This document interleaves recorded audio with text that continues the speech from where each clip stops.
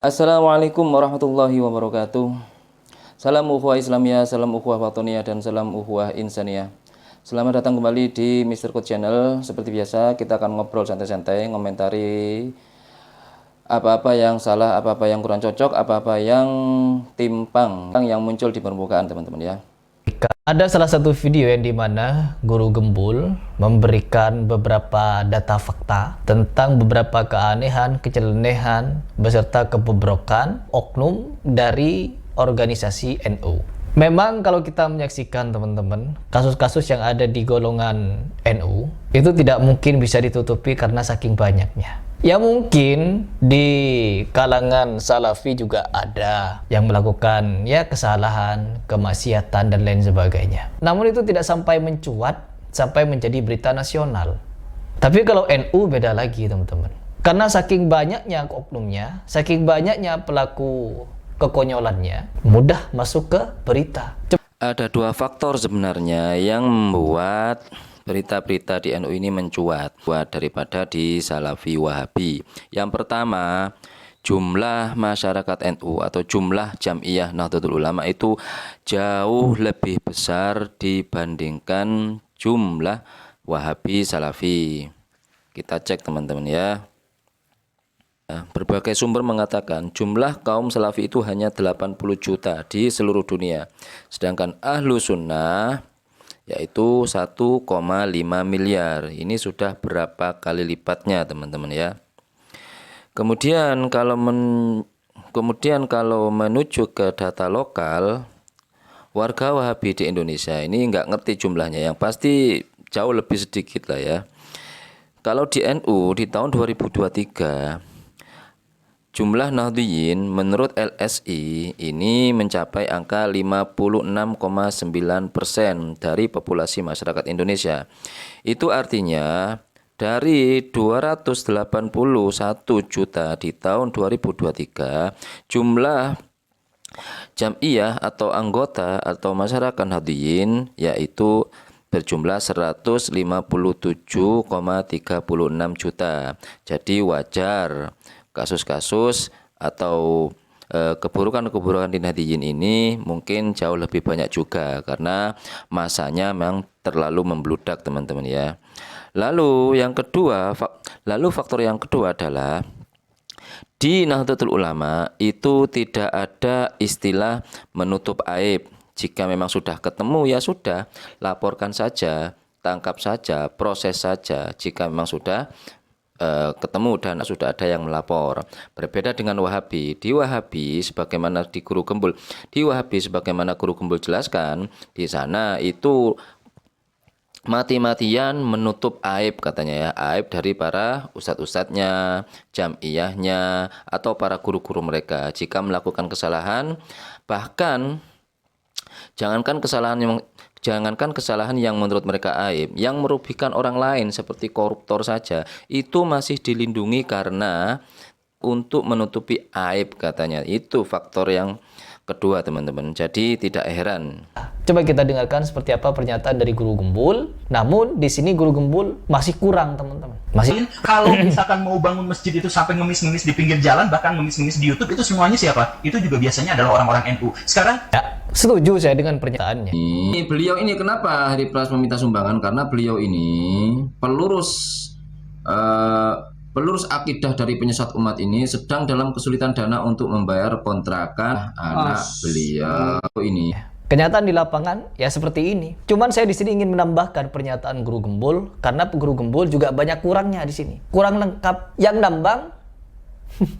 nambang juga dari NU sampai dibikinin logo UN. Jadi balik bukan NU. Muhammadiyah, salah satu organisasi agama Islam akan mendapat hak pengelolaan lokasi tambang bekas perjanjian karya pengusahaan pertambangan batubara milik Adaro.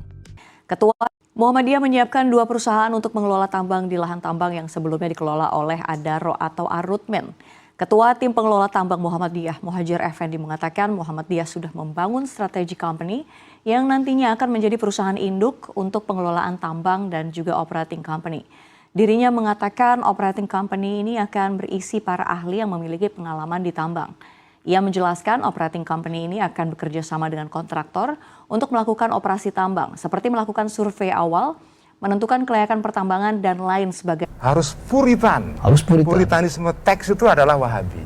Nah, saya mengatakan teman-teman lingkungan ini yang enggak, saya mengatakan arahnya, sesuatu yang keniscayaan yang harus dilakukan. arahnya Betul. adalah dia Arahnya? seperti menolak sama sekali mining. Mining. Karena industri Penghasilan. ekstraksi selalu pada dirinya adalah dangerous. Perihal narasi Wahabi lingkungan, sebenarnya saya tidak membela Gus Ulil juga di sini. Cuma arah beliau yang saya baca adalah narasi Wahabi lingkungan itu orang-orang yang terlalu kaku untuk mencegah penambangan. Mining katanya ya, mining itu penambangan, tapi kata Heri Pras penghasilan katanya. Oke. Selama penambangan ini sudah memenuhi aturan yang ditetapkan oleh pemerintah, ya silakan saja. Kalau prosesnya ada pelanggaran di situ, ya silakan diproses. Simple itu saja. Hanya saja orang-orang LSM yang mungkin terlalu kaku, terlalu mencegah sehingga tidak ada penambangan sekali, sehingga tidak ada penambangan sama sekali di dunia ini, itu mustahil kayaknya teman-teman, sebab seluruh dunia melakukan. Jika Wahabi mengkritik mengenai penambangan harusnya tidak ada, biarkan alam berjalan begitu saja, maka Wahabi akan miskin gitu. Karena apa? Karena sumber penghasilan Arab Saudi itu dari penambangan minyak gitu, dan seluruh negara Islam itu tidak luput dari penambangan, baik penambangan minyak, penambangan emas, batu bara atau hasil alam yang lainnya.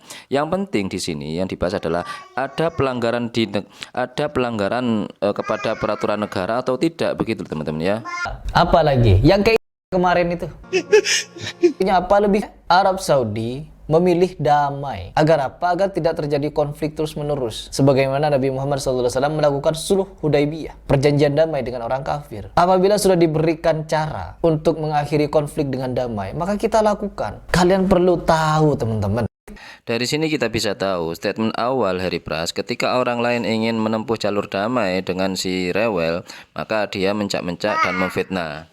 Tapi jika dari kelompoknya yang ingin menempuh jalur damai, dia memuji-muji, menyembah dan menjilat-jilat teman-teman ya. Selanjutnya kita akan jawab fitnah Heri Pras ini dengan video yang ada yang bertolak belakang dengan tuduhan dan fitnahnya teman-teman. Menyambut orang-orang Syiah dengan Tola'al Badru. Tola'al Badru alaina insaniyatil wada. Siapa lagi kalau bukan NU?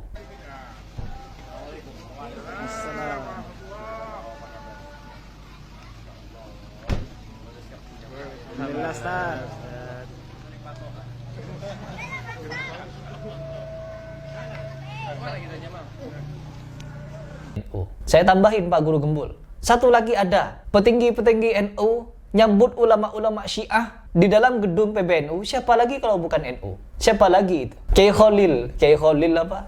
Pokoknya Khalil namanya. Ini videonya nih, biar kalian tahu. Ketua Umum Pengurus Besar Nahdlatul Ulama Kiai Haji Yahya Khalil Stakuf atau Gus Yahya menerima kunjungan Imam Besar Masjid Nabawi Syekh Ahmad bin Ali Al-Hudaifi pada Rabu 9 Oktober 2024 di kantor PBNU Jalan Keramat Raya nomor 164 Jakarta Pusat. Rombongan disambut oleh jajaran pengurus PBNU, diantaranya Rois Syuriah PBNU Kiai Haji Faiz Syukron Makmun, Wakil Ketua Umum PBNU Kiai Haji Zulfa Mustafa, serta Ketua Lazisnu PBNU Habib Ali Hasan Al-Bahar. Syekh Ahmad mengatakan NU merupakan organisasi keislaman terbesar di dunia yang memiliki kiprah besar bagi dunia Islam di bidang pengembangan dakwah dan ilmu pengetahuan serta upaya perdamaian dunia. Kedatangannya ke PBNU adalah dalam rangka meningkatkan hubungan antara Kerajaan Arab Saudi dan Indonesia serta mempererat kerjasama antar dalam lembaga global untuk pemulihan hubungan antar. Sejumlah ulama Iran kunjungi PBNU.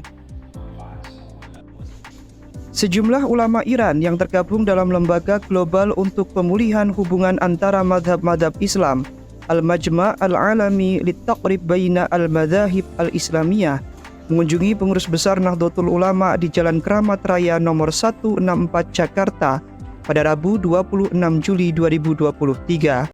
Oke, itu saja dari kami. Terima kasih atas supportnya, terima kasih atas dukungannya. Mohon maaf jika kami jarang-jarang balas komen ya. Alafu minkum. Assalamualaikum warahmatullahi wabarakatuh.